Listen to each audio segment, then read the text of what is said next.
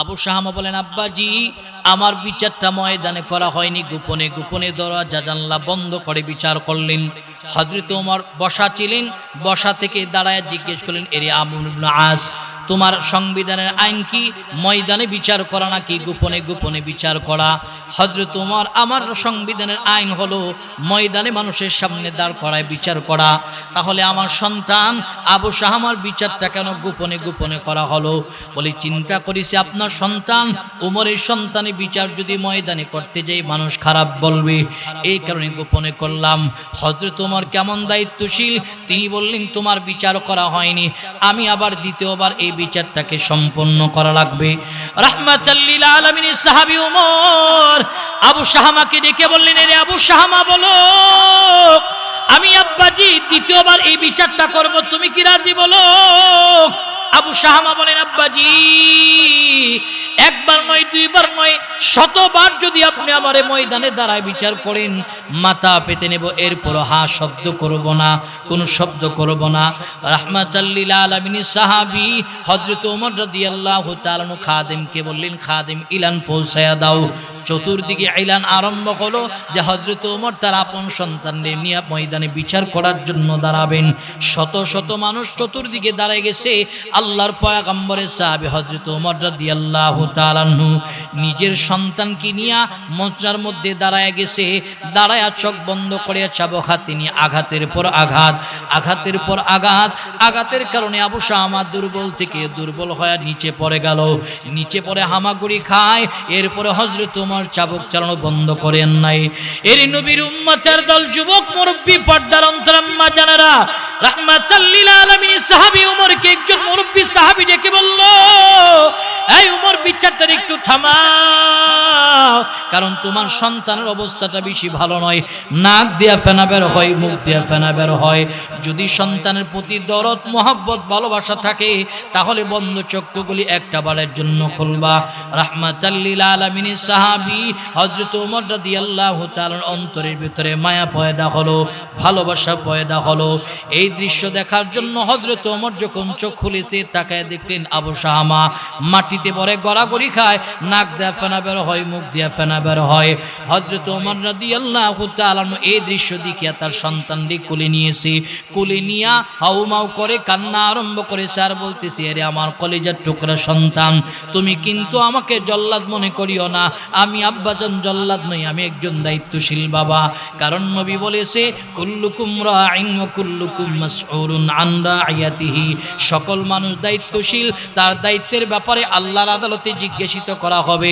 আমি বাবা দায়িত্ব নিয়ে তোমার বিচার করলাম, তুমি আমাকে জল্লাদ মনে করিও না। হযরত ওমর এই বলে বলে বলে যখন সন্তানদের সান্ত্বনা দিচ্ছিলেন, এমন সময় হযরত ওমর তাকায়া দেখলেন নিজের আপন সন্তান আবু শাহামা দেহ পিঞ্জিরা থেকে প্রাণবায়ুটা বের হয়ে গেল। নিতর দেহটা হযরত ওমরের কোলের মধ্যে। হযরত ওমর এই দৃশ্য দেখিয়া হাউমাউ করে কান্না আরম্ভ করলো। এর নবীর উম্মতের দল, যুবক মুরব্বী, পর্দার অন্তরাম্মা জানেরা, হযরত ওমর কান্না আরম্ভ করলো। ময়দানের সব মানুষ বলেন, ওমর কান্না করিয়া লাভ নাই, যেহেতু তার দুনিয়ার সফর শেষ, হায়াত নাই তো চলে গেছে, প্রাণবায়ু নাই, যেহেতু সে তার প্রাণবায়ু বের হয়ে গেল, আয়ু শেষ হয়ে গেছে, তারে দাফন কাফনের ব্যবস্থা করা লাগবে, কান্না থামাও। রাহমাতাল লিল আলামিন সাহাবী হযরত ওমর রাদিয়াল্লাহু তাআলা গোসলখানার ব্যবস্থা করলেন, গোসল করালেন, গোসল করায় কাফনে মোড়ালেন, কাফনে মোড়ায়া খাটুলার মধ্যে উঠানো হলো। এরি নবীর উম্মতের দল, যুবক মুরব্বী, পর্দার অন্তরাম্মা জানেরা, হযরত ওমর খাটুলায় উঠানোর পর নিজে খাটুলা বহন করলো। আর দুনিয়ার সিস্টেম হলো, নিজাম হলো, বাবার কাঁধে যদি সন্তানের লাশ একটা বড় উঠে যায়, যারা দেখেছেন বাবার দিল ভাঙা আর্তনা, দিলের কষ্টগুলি পৃথিবীর দুনিয়ার কারো কোনো মানুষকে বুঝাইতে পারে না। হযরত ওমর হাউমাউ করে কান্না আরম্ভ করলেন। এই কান্নার দৃশ্য দেখিয়া সব গিয়া হযরত ওমরকে সান্ত্বনা দিয়া বলেন, ওমর কান্না করিও না, যেহেতু তার দুনিয়ার আয়ু শেষ, দুনিয়ার সফর শেষ, চলে যেতেই হবে। হযরত ওমর জানাজার মাঠে গেছে, জানাজার মাঠে গিয়ে জানাজার নামাজ সম্পূর্ণ করা হলো। আল্লাযী আরসালাহুল্লাহু তাআলা বিল হাক্কি বাশীরাও ওয়া নাযীরা وداعيا إلى الله بإذنه وسراجا منيرا أما بعد فأعوذ بالله من الشيطان الرجيم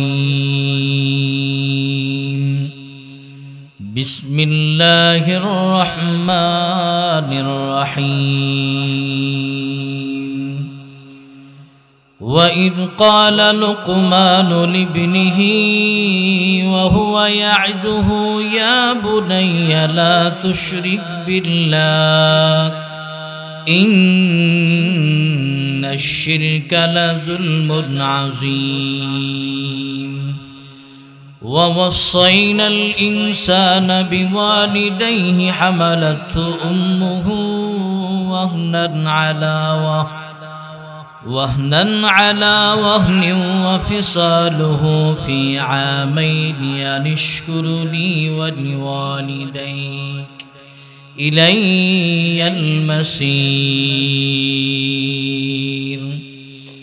وعن سيد الجن والبشر رضي الله تعالى عنه قال رسول الله صلى الله عليه وسلم لا تشرك بالله شيئا وإن قتلت وإن حرقت وقال رسول الله صلى الله عليه وسلم رضا الرب في رضا الوالدين وسخط الرب في سخط الوالدين أو كما قال النبي عليه الصلاة والسلام محبتي زبان خلي درود إبراهيم اللهم صل على محمد وعلى آل محمد كما صليت على إبراهيم وعلى آل إبراهيم إنك حميد مجيد اللهم بارك على محمد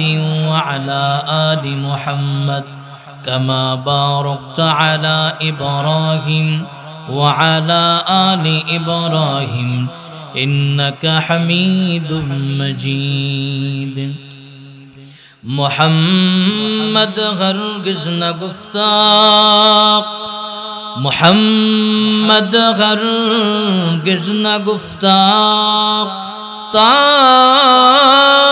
نگفتاق جبرائیل هرگز نگفتا تا نگفتا رب الجلیل بلغ العلا بکماله کشف الدجى بجماله حسنت جميع خصاله صلوا عليه وآله জবানের মালিক কে ভাই সকলে ইমানের আওয়াজ বলেন জবানের মালিক কে আল্লাহ জবান আমাদের নিজস্ব কোনো গতিতে চলে না জবান চালানেওয়ালা একজন আছে তিনি কে অতএব জবান উঁচু কণ্ঠে আমরা তাসবিহাত আদায় করব জবান দিয়ে যেন আমাদের আওয়াজ শুনে এখনো যারা দুনিয়াবি গান্দা মজলিসে মূল্যবান সময় নষ্ট করতেছে ওরাও যেন দামি মজলিসে চলে আসে লা ইলাহা ইল্লাল্লাহ লা ইলাহা ইল্লাল্লাহ লা ইলাহা ইল্লাল্লাহ লা ইলাহা ইল্লাল্লাহ লা ইলাহা ইল্লাল্লাহ লা ইলাহা ইল্লাল্লাহ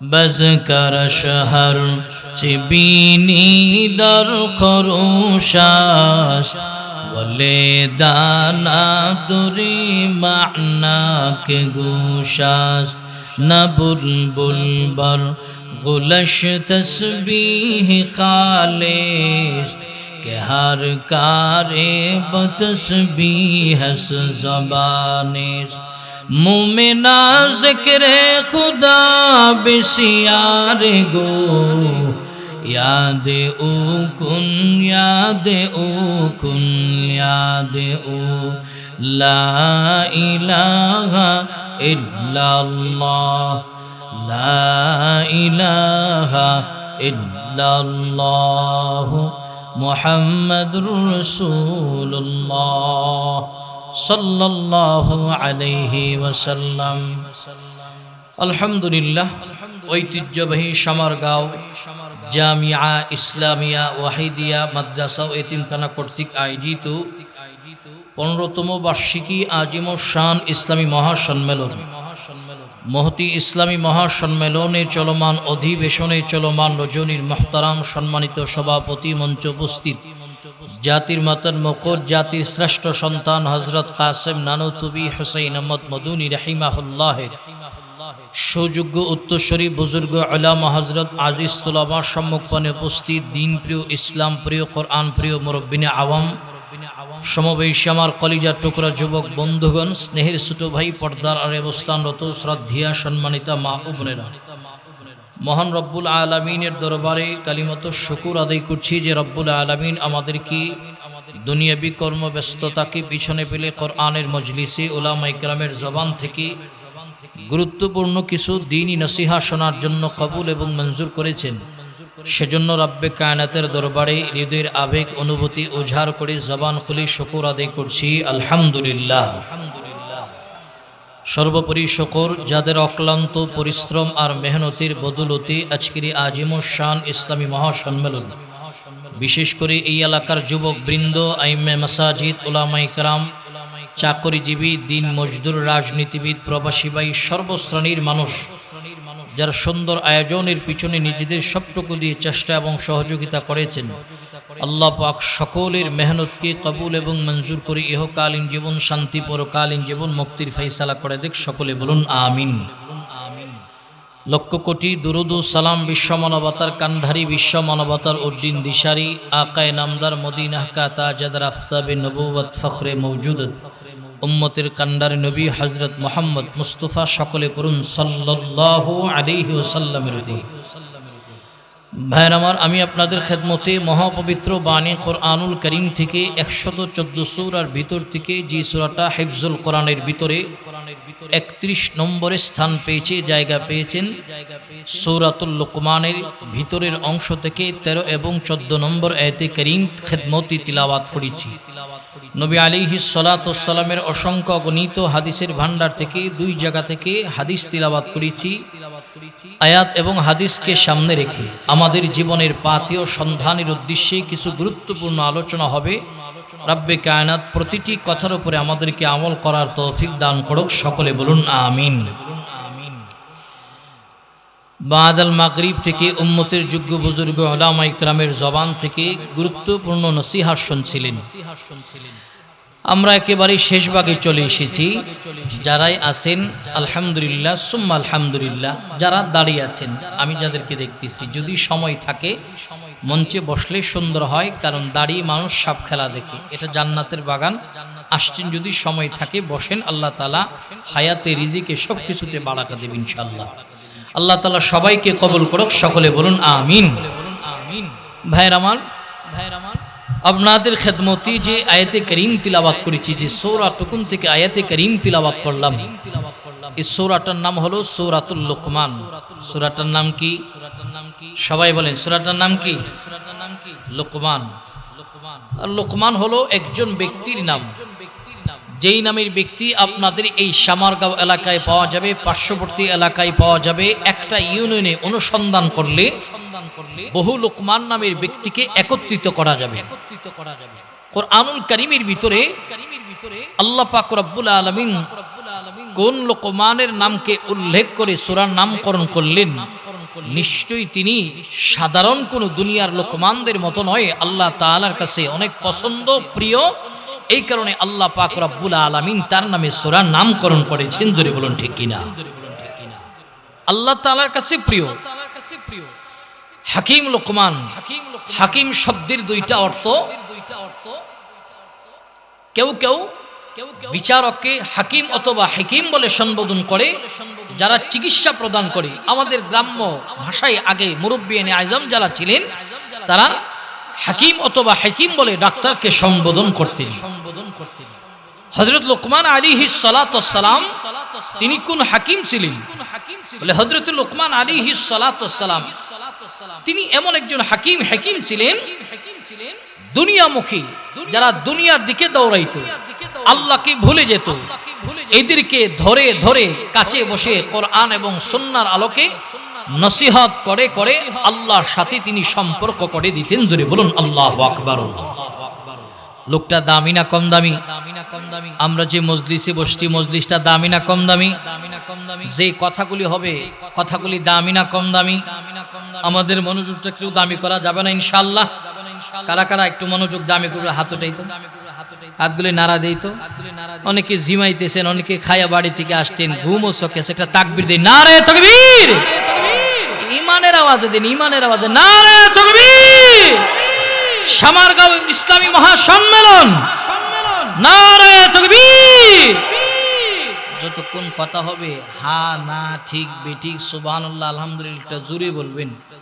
ময়মনসিংহের মানুষের মতন হয় না। ময়মনসিংহের মানুষটি যদি আগের দিন কাতকুতানি দেন পরের দিন গিয়ে হাসি দেয়, এদের মতন হয় না। সিলেটের শ্রোতা তো খুব সচেতন জাগ্রত মানুষ, অতএব ঘুমায়েন না। আসতেন কিছু গরম অবস্থায়, গরম হবে তো দিলটা নরম করবেন, কথাগুলি নরম দিলের ভিতরে গাঁথবেন। আল্লাহ সবাইরে কবুল করুক, সকলে বলুন আমিন। কারণ পোলাও কুরমা বিরিয়ানি তো আগেই খাইছেন, এখন আমরা ডাউল।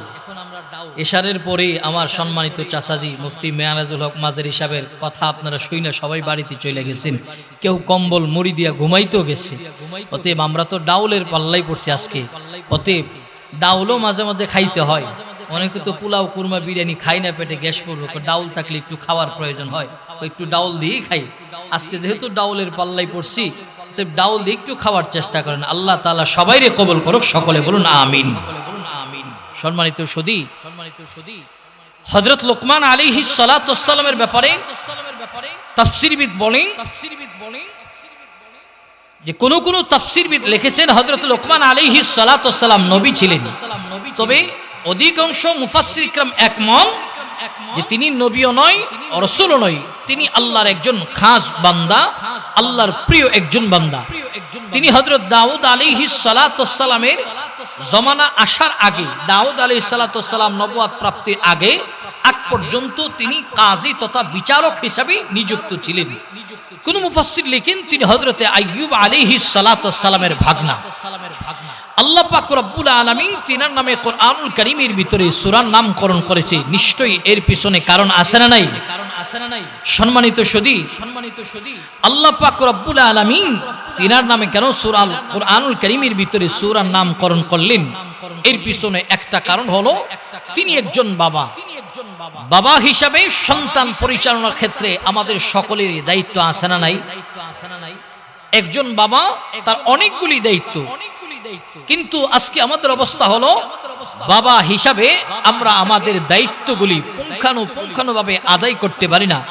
আজকে আমার সন্তান অন্যায় অপরাধ করে, জুলুম, অন্যায় অপরাধ জুলুম ত্রাসের রাজত্ব কায়েম করে এলাকার ভিতরে বুক ফুলিয়ে ঘুরতেছে। কেউ যদি আমার কাছে এসে নালিশ দায়ের করে, ভাইজান আপনার সন্তানকে দেখেছি মদের আড্ডায়, জোয়ার আসরে যুবকদেরকে নিয়ে হট্ট গন্ডগোল করতে, দামি জিম্মাদারি দায়িত্ব নিয়ে একটু বিচার করে দেন। তখন আমাদের সমাজের কিছু বাবাদের অবস্থা হলো এই রকম, তারা বলে যে যুবক বয়সে একটু একটু অপরাধ করবে, সেম অপরাধ থেকে যদি আরো কোনো দুর্বল অপরাধ এলাকার অসহায় দরিদ্র ঘরের কোনো সন্তান করে, ওই ব্যক্তি তার বিচার করার জন্য মাথা গরম হয়ে যায়, ওই যুবককে গ্রাম থেকে তাড়িয়ে দেওয়ার সিদ্ধান্ত করে কঠিন থেকে কঠিন বিচার করে। এর চেয়ে হাজার অন্যায় অপরাধ করে নিজের সন্তান এলাকার মধ্যে বুক ফুলিয়ে ঘুরতেছে, এই দিকে কোনো দায়িত্ব নিয়ে দামি জিম্মাদারি নিয়ে বিচার নাই, অপরের সন্তানের বিচার করার জন্য একজন মানুষের ঘুম হারাম হয়ে যায়। এই হলো বর্তমানের অবস্থা। ধরে বলুন ঠিক কিনা? নিজের সন্তান কোন দিকে যাচ্ছে সেই খবর নাই, কার ছেলে কি করলো, কার মেয়ে কি করলো, কার পুত্রবধূ কি করলো, কার বাড়িতে কি হচ্ছে, এই নিয়ে শুধু সমালোচনা। মসজিদের ইমাম কি করে, মুয়াজ্জিন কি করে, খাদিম কি করে, এই নিয়ে খুব সমালোচনা হয়। কোথায়? সবচেয়ে নিকৃষ্ট জায়গা চায়ের দোকানগুলিতে। আর আমাদের এলাকার এক একটা চায়ের দোকান হলো, আমি আমার ক্ষুদ্র জ্ঞানে রিচার্জ করে দেখেছি, এক একটা সংসদ অধিবেশন ধরে, বলুন ঠিক কিনা। চায়ের দোকান খোলার পর গীবত স্টার্ট হয়, সেই রাত 10টা পর্যন্ত গীবতের আলোচনা হয়।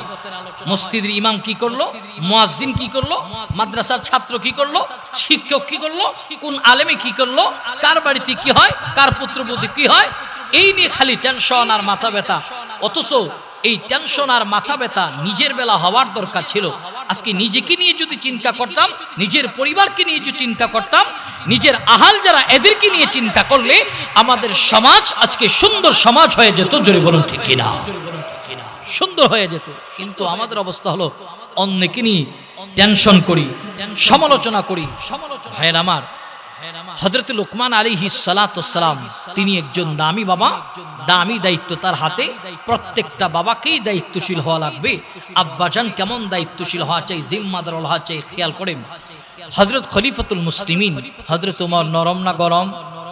সবাই বলেন গরম।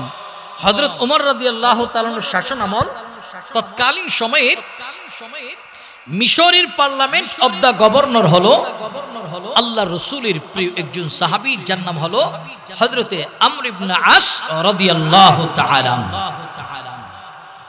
হযরত ওমর রাদিয়াল্লাহু তাআলার কাছে আমর ইবনে আস রাদিয়াল্লাহু তাআলা যখন মিশরের গভর্নর, তখন তিনার সন্তান হযরত ওমরের সন্তান, নাম তার আবু শাহামা, ওমরের কাছে আসতে আয়েশা দরখাস্ত লিখছে, আব্বাজি মিশরে আমি কোনোদিন যাইনি, মিশরে যদি কোনো কাফেলা যায় ওই কাফেলার সঙ্গে আমাকে অ্যাড করে দিবেন, আমি মিশর সফর করব।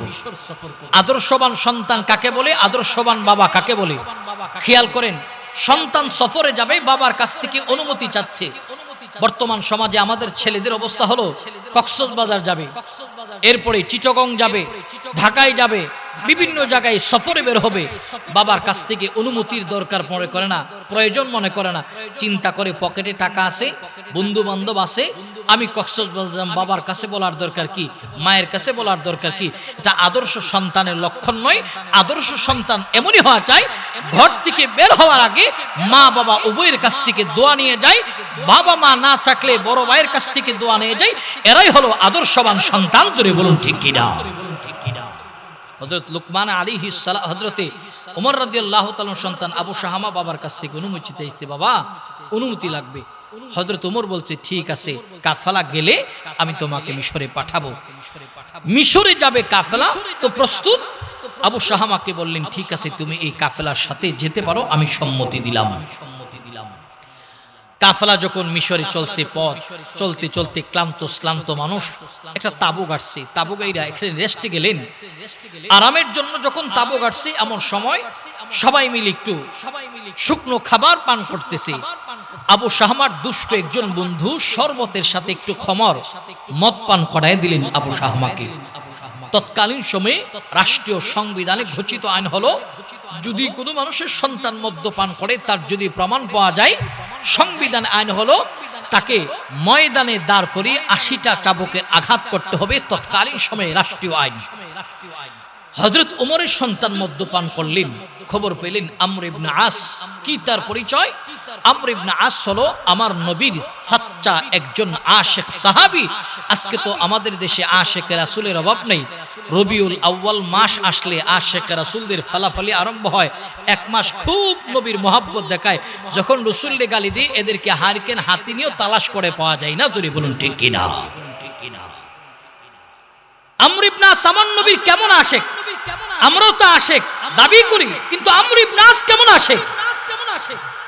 আমর ইবনে আসকে যখন জেরুজালেম বিজয় করার জন্য সেনাপতির দায়িত্ব দেওয়া হলো, যুদ্ধ চালিয়ে চালিয়ে জেরুজালেমের দ্বার প্রান্তে পৌঁছে গেলেন। এমন সময় জেরুজালেমের পয়েন্টে পয়গম্বর ঈসা নামের একটা ভাস্কর্য ছিল, বেঈমানরা ইবাদত করত। সকালবেলা ঘুম থেকে উঠে দেখে এদের নবীর ভাস্কর্য আছে ঠিক, কিন্তু নবীর নাকের ভাস্কর্যর নাক নাই। বলুন তো দেখি, একটা ভাস্কর্য হক, জীবন্ত মানুষ হক, যদি নাক না থাকে দেখতে ভালো লাগবে না? খারাপ? সবাই বলেন খারাপ। প্রিয় ভাইয়ের আমার, এই ভাস্কর্য বানায়েন না, বানায়েন না। ওলামা ইকরাম কত কইছে, এরপরও সারা দেশে মূর্তি দিয়ে একেবারে ভরপুর করে ফেলেছে। উলামায়ে কেরাম ভাস্কর্য বানায়েন না বলছে, সেই উলামায়ে কেরামরে হামলা মামলা দিয়ে কারাগারে, জেলের ভিতরে, আবদ্ধ ঘরের ভিতরে রেখেছে। পরিণাম ফলে কি হলো? সময়ের পরিবর্তে যখন 5ই আগস্ট ফ্যাসিস্ট সরকারের পরিবর্তন হয়েছে, ফ্যাসিস্ট সরকারের পতন হয়েছে, পরিণাম ফলে কি হলো? যে বাবার ভাস্কর্য আপনি মানুষকে সম্মান দেওয়ার জন্য বানিয়েছিলেন, এই মানুষগুলি সেই ভাস্কর্যের মাথার উপরে গিয়া প্রস্রাব করেছে, কেরিন দিয়া টেনে হেঁচড়িয়ে অসম্মান জানিয়েছে। উলামায়ে কেরাম এই কথাটাই আপনাকে মেসেজ দিতে চেয়েছিল, কিন্তু উলামায়ে কেরামের কথা সেদিন বোঝেন নাই। সময়ের পরিবর্তে আল্লাহ তাআলা দেখায় দিয়েছে মূর্তি সম্মানের পাত্র নয়, কোন মানুষকে মূর্তি বানায়া সম্মান দিতে পারে না। কিন্তু এই কথাটি উলামায়ে কেরাম বুঝাইতে চাইছে। উলামায়ে কেরামরে হামলা মামলা, উলামায়ে কেরামরে জুলুম নির্যাতন করেছিল, মনে করেছিল 2040 সাল পর্যন্ত স্থায়ী থাকবে। আল্লাহ পাক রব্বুল আলামিন বলেন, একচ্ছত্র ক্ষমতার মালিক আমি আল্লাহ পাক রব্বুল আলামিন, ক্ষমতা দেনেওয়ালা আল্লাহ তাআলা। সিদ্ধান্ত হলো 2024 5 আগস্ট পর্যন্ত তোমার ক্ষমতা শেষ। আল্লাহ তাআলা সেটা দেখায় দিয়েছে। জোরে বলুন ঠিক কিনা? উলামায়ে কেরামরে কত কইছে যে বানায়েন না। উলামায়ে কেরাম সবাইকে মেসেজ দেই, শেখ সাহেবের মূর্তি হক, মরহুম প্রেসিডেন্ট জিয়াউর রহমানের মূর্তি হক, যারই ভাস্কর্য হক, করা যাবে না। শিরক করা যাবে না, কারো ভাস্কর্য দেশে চলবে না, শিরক। কিন্তু এই কথাটাই উলামায়ে কেরাম আপনাদেরকে বুঝাইতে চাইছিল, আলেমদেরকে আপনারা ভুল বুঝেছেন। প্রিয় ভাইয়ের আমার, তো বেঈমানরা জেরুজালেমের চত্বরে এরা এদের নবীর একটা ভাস্কর্য বানাইছে, নাক নাই, সকালবেলা ওইটা দেখে নাক নাই। আমর ইবনে আসের বরাবর চিঠি পাঠালো, রাহমাতাল লিল আলামিনের সাহাবী আমর ইবনে আসের বরাবর চিঠি পাঠালো। চিঠির মধ্যে বেঈমানরা লিখে দিল, এরে আমর ইবনে আস, তোমরা মুসলমানরা রাত্রে অন্ধকারে আদারে আমাদের পয়গম্বর ঈসা নামের মূর্তির নাক ভেঙে নিয়েছো, তেব নাকের বদলে তোমাদের কাছে বিচার চাই। নবীর সাহাবী আমর ইবনে আস রাদিয়াল্লাহু তাআলা চিঠি লিখলেন, এরে বেঈমানরা শোনো, আমরা তোমাদের নবীর ভাস্কর্যের নাক ভাঙি নাই, কারণ আমরা আমাদের নবীর উপরে যেরকম ঈমান আনলাম, সমস্ত নবীদের উপর ঈমান আনলাম। যদিও ভাস্কর্য শরীয়তে ইসলামে না জায়েজ, কিন্তু আমরা এই কাজ করি নাই। রাতের অন্ধকারে তোমরা যার ইবাদত করো, আমরা তার নাক ভাঙ্গি নাই। বেঈমানদের কাছে এই চিঠি যাওয়ার পর আমর ইবনে আসের বরাবর আরেকটা চিঠি লিখলো, এরি মুসলমানদের সেনাপতি আমর ইবনে আস, শোনো, যদি নাকের বদলে নাক না দাও, বিচার না দাও, তাহলে তোমাদের পয়গম্বর মুহাম্মদ আরবির নামে একটা ভাস্কর্য তৈরি করব, এটা নামকরণ করব। নামকরণ করে তোমাদের মুহাম্মদ আরবির নবীর নামের মূর্তির যে ভাস্কর্য, তার নাক ভেঙ্গে আমি আমাদের দিলের স্বাদ মিটাবো।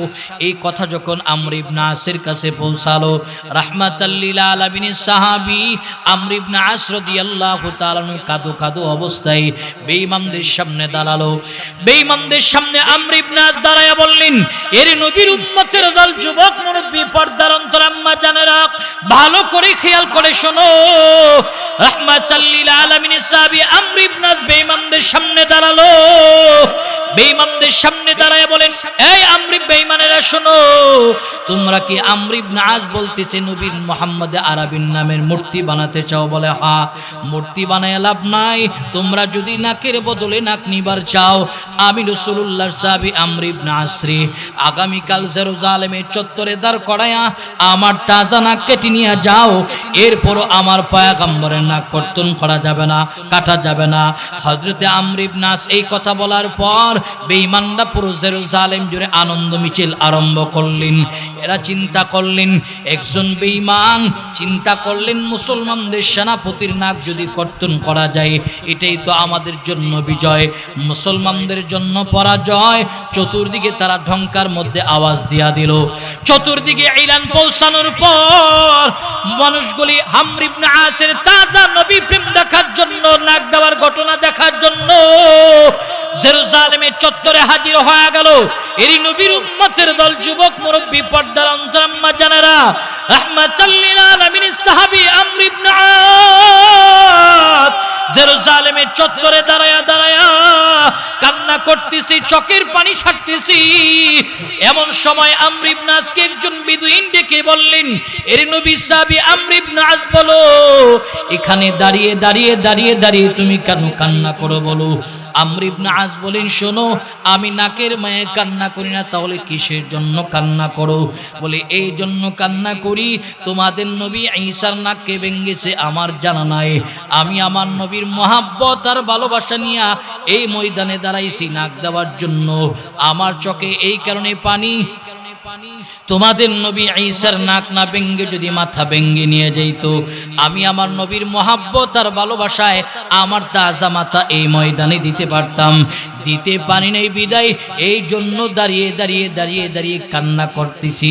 আমর ইবনে আস এই কথা বলার পর জল্লাদকে আদেশ দেওয়া হলো, জল্লাদ নবীর সাহাবী আমর ইবনে আসের নাক কেটে দাও। রাহমাতাল লিল আলামিনের সাহাবী আমর ইবনে আসের নাক কাটার জন্য জল্লাদ যেই মাত্র তরবারি উঠালো, এরই নবীর উম্মতের দল খেয়াল করেন আমর ইবনে আসের নাকটা কেটে ফেলবেন। এমন সময় বেঈমানদের মধ্য থেকে একজন পাদ্রী উচ্চাঙ্গ আওয়াজ দিয়া বলেন, এরই জল্লাদ তোমার তরবারি নিচে নামাও। জল্লাদ তরবারি নিচে নামাইয়া বললেন, কেন? আমাকে তো উপর থেকে আদেশ সিগন্যাল দেওয়া হলো নবীর সাহাবী আমর ইবনে আসের নাক কাটার জন্য, কেন তুমি বাধা দিলা? বলে এই কারণে বাধা দিলাম, আসল আসামির নাক তোমরা এই মজমার ভিতরে কেটে নিয়ে যাও। বলে কে আসল আসামি জানো? বলে হ্যাঁ আমি জানি। বলে তাহলে তার পরিচয় দাও। পাদ্রী আবার নিজের পকেট থেকে পয়গম্বর আরবি সাল্লাল্লাহু আলাইহি সাল্লামের সাহাবী দাঁড়িয়ে দাঁড়িয়ে কান্না করতেছে। পাদ্রী আবার নিজের পকেট থেকে এদের নবী পয়গম্বর ঈসার নাক বের করলেন, ভাঙ্গা টুকরো নাক বের করিয়া বললেন, জল্লাদ এই যে দেখো আমার হাতে আমাদের নবী ঈসার ভাস্কর্যের ভাঙ্গা টুকরো নাক। বলে এই নাক তুমি কেন ভেঙ্গেছো? বলে মুসলমানদেরকে একটু পরীক্ষা করার জন্য ভেঙ্গেছিলাম, মুসলমানরা এদের নবীর কতটুকু মহাব্বত করে ভালোবাসে। আজকে বিশাল জনসমুদ্রের ভিতরে পয়গম্বরের সাহাবী আমর ইবনে আস প্রমাণ করেছে মুসলমানরা এদের নবীরে এদের জীবনে চেয়ে বেশি মহাব্বত করে। সুবহানাল্লাহ। হ্যাঁ আমরা তো আমার নবীর জীবনের চেয়ে বেশি মহব্বত করি। এই কারণেই তো যখন কোন নাস্তিক আর বেঈমান আমার রাসূলের আদর্শ নিয়ে কথা বলে, আমার রাসূলকে গালি দেয়, আমার কোরআনকে আঘাত করে কথা বলে, আমার বাইতুল্লাহকে আঘাত করে কথা বলে, আমার রাসূলের খতমে নবুয়তের বিরুদ্ধে আচরণ করে, আমরাই ময়দানে যাই, রক্ত দেই, শাহাদাতের পেয়ালা বরণ করে। জুড়ে বলুন ঠিক কি না? ঠিক কি না?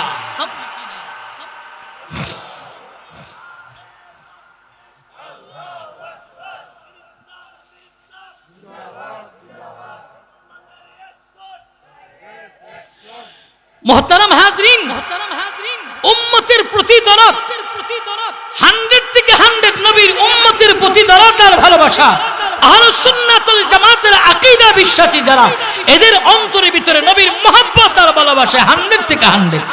তো আল্লাহ রাসূলের সাহাবী আমর ইবনে আসের এই তাজা জ্বলন্ত নবী প্রেম দেখার পর এই ময়দানের ভিতরে একজন নয় দুইজন নয় 50,000 বেঈমানদের একত্রিত হয়েছিল তামাশা দেখার জন্য। রাসূলুল্লাহর সাহাবীর নবী প্রেম দেখার পর 20,000-এর মতো মুসলমান কালিম 20,000-এর মতো কালিমা পড়ে তারা মুসলমান হয়ে গেল। জোরে বলুন সুবহানাল্লাহ। ইসলামের বিজয় তো এভাবেই এসেছে, কারণ জোয়ারের পানিতে বাঁধ দিলে কিন্তু বাঁধ আটকানো, পানি আটকানো সম্ভব নয়। ইমানদারদের উপরে যতই অত্যাচার জুলুম নির্যাতন করা হোক না কেন, ইমানদারদের ইমানি স্পিরিট কমানো সম্ভব নয়, বরং ইমানদারদের ইমানি স্পৃহা দেখে বেদুইন পর্যন্ত, বেদুর্মিনা পর্যন্ত ইমানি স্পৃহা দেখে মুসলমান হয়। জোরে বলুন ঠিক কিনা? কারণ এই মুসলমানদের ইমান তো এরকমই হওয়া চাই। জুলুম নির্যাতন অন্যায় অপরাধ আসবে তো ইমানের উপরে অবিচল থাকতে হবে, অটল থাকতে হবে, কারণ আল্লাহ পাক রব্বুল আলামিন এইগুলির দ্বারা ইমানদারদের ইমানকে পরীক্ষা করেন, ইমানদারকে ইমান পরীক্ষা করেন। প্রিয় ভাইয়ের আমার, এই আমর ইবনে আস ছিল তৎকালীন সময়ের মিশরের গভর্নর। তো খবর পাইছে ওমরের সন্তান মদ খাইছে, তো তৎক্ষণাৎ রাষ্ট্রের ফোর্স নিয়ে আবু শাহামার কাছে তাবুতে হাজির। তাকে এখান থেকে আলাদা করে জিজ্ঞেস করলেন, আবু শাহামা খবর পেয়েছি আশারিতাল খামার, তুমি মদ্যপান করছো? বলে হ্যাঁ। যদি মদ্যপান করছো সত্যতার প্রমাণ পেয়েছি, তখন রাষ্ট্রের প্রশাসনকে বললি তাকে গ্রেফতার করো, কারাগারে দাও, সংবিধানের আইন অনুপাতে তার বিচার করা হবে। জোরে বলুন আল্লাহু আকবার। এমন লাগতেছে প্রিয় ভাইয়ের আমার, আফসোস আর পরিতাপের বিষয়, ওই জায়গায় তারা রাষ্ট্রের কোটি কোটি টাকা আত্মসাৎ করেছে। এদেশটাকে এমন ভাবে তারা চোষণ করেছে, এদেশের মানুষের অধিকারকে এমন ভাবে হরণ করেছে। আজকে তারা কারাগারে থেকে তারা আদালতের প্রাঙ্গণে যায়, জামাই আদর করে এদেরকে নেওয়া হয়। প্রিয় ভাইয়ের আমার তো মনে হয় এখনো পর্যন্ত ফ্যাসিস্ট সরকারের অধীনস্থ যারা পুলিশ কর্মকর্তা রয়েছিল, এখনো পর্যন্ত তারা গাপটি মেরে বসা আছে, এদেরকে জামাই আদর করে কোর্টে নেয়, আবার কোর্ট থেকে আনে। আর আলেম ওলামাদেরকে কি করা হতো? পায়ের মধ্যে ডান্ডা বিড়ি পরানো হতো, হাতের মধ্যে গরুর রশি পরানো হতো, এরপরে টেনে টেনে গায়ের মধ্যে জ্যাকেট পরানো হতো, মাথার মধ্যে হেমলেট পরানো হতো, যেন আলেম ওলামা এই দেশের কোটি টাকা নষ্ট করেছে, এদেরকে এইভাবে কারাগারে থেকে নিয়ে তারা আদালতের প্রাঙ্গণে নিয়ে যেত। কিন্তু সময়ের পরিবর্তে আল্লাহ পাক রব্বুল আলামিন আলেম ওলামাকে ইজ্জত দিয়েছে। কিন্তু আজকে যারা রাষ্ট্রের কোটি টাকা আত্মসাৎ করেছে, এদেরকে জামাই আদর দেওয়া হয়। আজকে বোঝা গেল আইন আছে ঠিক, আইনের প্রয়োগ নাই। জোরে বলুন ঠিক কিনা? আইনের সঠিক ব্যবহার করেন, এদেরকে জামাই আদর রাখেন না, কারণ এরা এদেশের মানুষের অধিকারকে হরণ করেছে, রাষ্ট্রের কোটি টাকা আত্মসাৎ করেছে। অতএব এদেরকে জামাই আদরে কেন? এক একজনের চেহারা দেখলে মনে হয় যে শ্বশুর বাড়ির নতুন জামাই বেড়াইতে যাইতেছে, এমন অবস্থা। প্রিয় ভাইয়ের আমার, সংবিধানের আইন কেমন হওয়া চাই?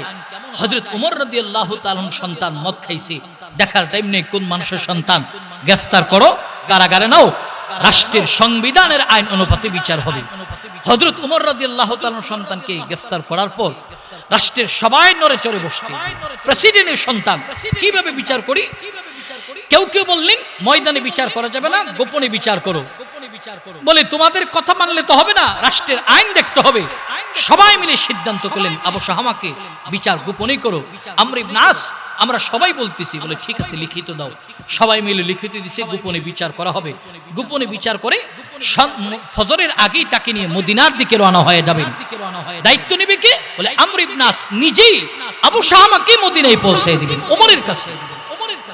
তো বিচার ব্যবস্থা কায়েম করলেন গোপনে। হযরত ওমর রাদিয়াল্লাহু তাআলার সামনে দাঁড়াবেন আবু শাহামা আর আমর ইবনে আস, মদিনার দিকে রওনা হলেন। এর আগে হযরত ওমরের কানে খবর গেছে যে আপনার সন্তান মিশরের কারাগারে বন্দিশালার ভিতরে আছে। বলে কি অপরাধ? বলে তার একজন দুষ্ট বন্ধু সফর অবস্থায় তার একটু মদ পান করাইছে। তো হযরত ওমরের সামনে দাঁড়াইছে। দায়িত্বশীল বাবা কেমন হওয়া চাই খেয়াল করেন, কথার প্রাসঙ্গিক ঘটনা আসছে তো বলতেছি। দায়িত্বশীল বাবা কেমন হওয়া চাই? হযরত ওমরের সামনে দাঁড়ানোর পর হযরত ওমর যিনি গভর্নর আমর ইবনে আসকে বললেন, আমর ইবনে আস আমার সন্তানের বিচার করছো? বলে হ্যাঁ করছি। কিভাবে? আবু শাহামা বলো তো তোমার বিচার কিভাবে হলো? আব্বাজি আমার রাহমাতাল লিল আলামিনের সাহাবী আমর ইবনে আস রাদিয়াল্লাহু তাআলা বললেন বিচার করলাম। এই কথা বলার পর আবু শাহামাকে জিজ্ঞেস করলেন, এই আবু শাহামা বলো তোমার বিচার কোন নিয়মে হলো? আবু শাহামা বলেন, আব্বাজি আমার বিচারটা ময়দানে করা হয়নি, গোপনে দরজা জানলা বন্ধ করে বিচার করলেন। হযরত ওমর বসা ছিলেন, বসা থেকে দাঁড়ায় জিজ্ঞেস করলেন, এরে আমর ইবনে আস তোমার সংবিধানের আইন কি ময়দানে বিচার করা নাকি গোপনে বিচার করা? হযরত ওমর আমার সংবিধানের আইন হলো ময়দানে মানুষের সামনে দাঁড় করায় বিচার করা। তাহলে আমার সন্তান আবু শাহামার বিচারটা কেন গোপনে করা হলো? বলে চিন্তা করেছি আপনার সন্তান ওমরের সন্তানের বিচার যদি ময়দানে করতে যাই মানুষ খারাপ বলবে, এই কারণে গোপনে করলাম। হযরত ওমর কেমন দায়িত্বশীল, তিনি বললেন তোমার বিচার করা হয়নি, আমি আবার দ্বিতীয়বার এই বিচারটাকে সম্পন্ন করা লাগবে। রাহমাতাল লিল আলামিনের সাহাবী ওমর আবু শাহামাকে ডেকে বললেন, এরে আবু শাহামা বলো আমি আব্বাজি দ্বিতীয়বার এই বিচারটা করব, তুমি কি রাজি বলো? আবু শাহামা বলেন, আব্বাজি একবার নয় দুইবার নয় শতবার যদি আপনি আমারে ময়দানে দাঁড়ায় বিচার করেন মাথা পেতে নেব, এরপর হা শব্দ করব না, কোনো শব্দ করব না। রাহমাতাল লিল আলামিন সাহাবী হযরত ওমর রাদিয়াল্লাহু তাআলা খাদেমকে বললেন, খাদেম ইলান পৌঁছায়া দাও। চতুর্দিকে ইলান আরম্ভ হলো যে হযরত ওমর তার আপন সন্তানদের নিয়ে ময়দানে বিচার করার জন্য দাঁড়াবেন। শত শত মানুষ চতুর্দিকে দাঁড়ায় গেছে। আল্লাহর পয়গম্বরের সাহাবী হযরত ওমর রাদিয়াল্লাহু তাআলা নিজের সন্তানকে নিয়ে মঞ্চার মধ্যে দাঁড়ায় গেছে। দাঁড়ায়া চোখ বন্ধ করে চাবুক তিনি আঘাতের পর আঘাত, আঘাতের পর আঘাত, আঘাতের কারণে আবু শামা দুর্বল থেকে দুর্বল হয়ে নিচে পড়ে গেল। নিচে পড়ে হামাগুড়ি খায়। এরপরে হযরত ওমর চাবুক চালানো বন্ধ করেন নাই। এর নবীর উম্মতের দল, যুবক মুরব্বী, পর্দার অন্তরাম্মা জানেরা, রাহমাতাল লিল আলামিন সাহাবী ওমরকে একজন মুরব্বী সাহাবী ডেকে বলল, এই ওমর, বিচারটা একটু থামাও, কারণ তোমার সন্তানের অবস্থাটা বেশি ভালো নয়। নাক দিয়া ফেনা বের হয়, মুখ দিয়া ফেনা বের হয়। যদি সন্তানের প্রতি দরদ, মোহাব্বত, ভালোবাসা থাকে তাহলে বন্ধ চক্ষুগুলি একটা বারের জন্য খুলবা। রাহমাতাল লিল আলামিন সাহাবী হযরত ওমর রাদিয়াল্লাহু তাআলার অন্তরের ভিতরে মায়া পয়দা হলো, ভালোবাসা পয়দা হলো। এই দৃশ্য দেখার জন্য হযরত ওমর যখন চোখ খুলেছে তাকায় দেখলেন আবু শামা মাটিতে পড়ে গড়াগড়ি খায়, নাক দিয়ে ফেনা বের হয়, মুখ দিয়ে ফেনা বের হয়। হযরত ওমর রাদিয়াল্লাহু তাআলা এই দৃশ্য দেখিয়া তার সন্তানকে কোলে নিয়েছে। কোলে নিয়া হাউমাউ করে কান্না আরম্ভ করেছে আর বলতেছে, আরে আমার কলিজার টুকরা সন্তান, তুমি কিন্তু আমাকে জল্লাদ মনে করিও না। আমি আব্বাজান জল্লাদ নই, আমি একজন দায়িত্বশীল বাবা। কারণ নবী বলেছে, কুল্লুকুম রাঈন ওয়া কুল্লুকুম মাসউলুন আন রাইয়াতিহি, সকল মানুষ দায়িত্বশীল, তার দায়িত্বের ব্যাপারে আল্লাহর আদালতে জিজ্ঞাসিত করা হবে। আমি বাবা দায়িত্ব নিয়ে তোমার বিচার করলাম, তুমি আমাকে জল্লাদ মনে করিও না। হযরত ওমর এই বলে বলে বলে যখন সন্তানদের সান্ত্বনা দিচ্ছিলেন, এমন সময় হযরত ওমর তাকায়া দেখলেন নিজের আপন সন্তান আবু শামা দেহ পিঞ্জিরা থেকে প্রাণবায়ুটা বের হয়ে গেল। নিতর দেহটা হযরত ওমরের কোলের মধ্যে। হযরত ওমর এই দৃশ্য দেখিয়া হাউমাউ করে কান্না আরম্ভ করলো। এরই নবীর উম্মতের দল, যুবক মুরব্বী, পর্দার অন্তরাম্মা জানেরা, হযরত ওমর কান্না আরম্ভ করলো। ময়দানের সব মানুষ বলেন, ওমর কান্না করিয়া লাভ নাই, যেহেতু তার দুনিয়ার সফর শেষ, হায়াত নাই তো চলে গেছে, প্রাণবায়ু নাই, যেহেতু সে তার প্রাণবায়ু বের হয়ে গেল, আয়ু শেষ হয়ে গেছে, তারে দাফন কাফনের ব্যবস্থা করা লাগবে, কান্না থামাও। রাহমাতাল লিল আলামিন সাহাবী হযরত ওমর রাদিয়াল্লাহু তাআলা গোসলখানার ব্যবস্থা করলেন, গোসল করালেন, গোসল করায় কাফনে মোড়ালেন, কাফনে মোড়ায় খাটুলার মধ্যে উঠানো হলো।